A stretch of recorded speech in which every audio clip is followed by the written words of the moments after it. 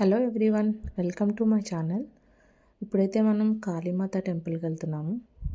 Actually Kalimata temple అనేది శంషాబాద్కి 11 kilometres దూరంలో ఉంటుంది.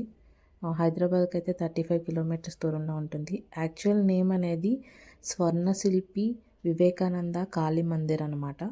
సో మేము ఈ టెంపుల్కి అయితే ఇప్పుడు వచ్చాము. ఇక్కడ పార్కింగ్ చేసి దీనికి ఆపోజిట్లో కొన్ని స్టాల్స్ ఉన్నాయి.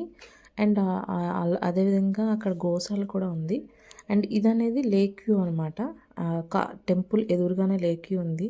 ఇందులో చాలా డక్స్ కూడా ఉన్నాయి. ఈ వ్యూ అయితే చాలా బాగుంది.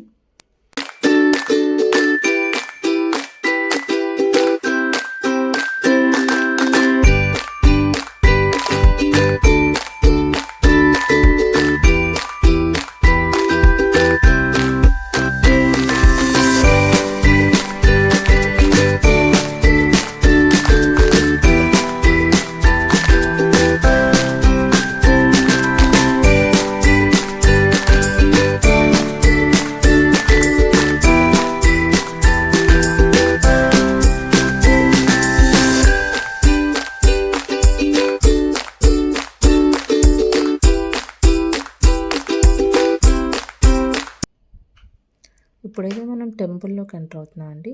ఈ టెంపుల్ యాజ్ ఇట్ ఈస్గా మనకి కోల్కతాలో దక్షిణేశ్వర కాళీమాత టెంపుల్ ఇమిటేషన్ అండి ఈ టెంపుల్ అనేది. ఓకేనా. సో ఈ టెంపుల్లో ఎక్కువగా దసరా టైంలో ఎక్కువ ఉత్సవాలు జరుగుతాయి, అమ్మవారి ఉత్సవాలు అనేవి. అప్పుడైతే చాలా రష్ కూడా ఉంటుంది. యాక్చువల్లీ ఇప్పుడు నార్మల్ టైం కాబట్టి కొంచెం ఫ్రీగా ఉంది టెంపుల్ అనేది. ఎంట్రన్స్లో అయితే ఈ టెంపుల్ ఎంట్రన్స్ ఇదంతా వ్యూ అనమాట. టెంపుల్ ఎంట్రన్స్లో గణపతి ఆలయము, ఇంకా మిడిల్లో కాళీ మందిర్ వస్తుందండి. తర్వాత శివాలయం ఉంటుంది. ఇంకా చుట్టూ ఫుల్ గ్రీనరీ ఉందండి, చాలా బాగున్నాయి. డిఫరెంట్ ప్లాంట్స్ ఉన్నాయి, ఇంకా ఫ్లవర్స్ కూడా చాలా బాగున్నాయి అక్కడ. ఇంకా వీకెండ్లో వస్తే ఈవినింగ్ టైంలో ప్లాన్ చేసుకుంటే ఒక 2 hours అయితే ఈ టెంపుల్లో స్పెండ్ చేయొచ్చండి.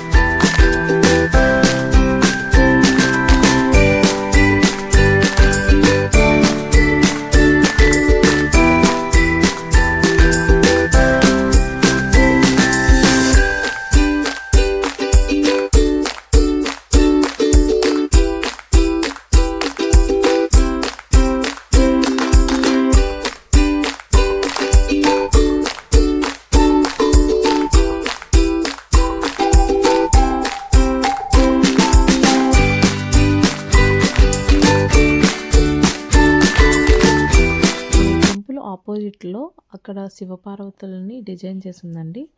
అండ్ ఇక్కడ నుంచి వ్యూ అనేది క్లియర్గా ఉంది. టెంపుల్ వ్యూ మొత్తం క్లియర్గా కనిపిస్తుంది.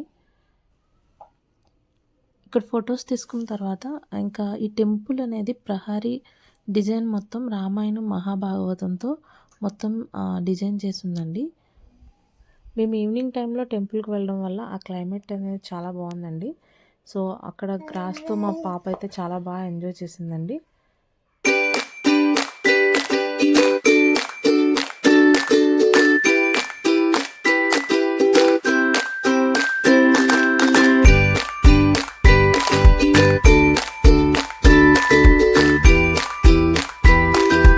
Thank you for watching Anvika Anchika Stories. Please subscribe my channels.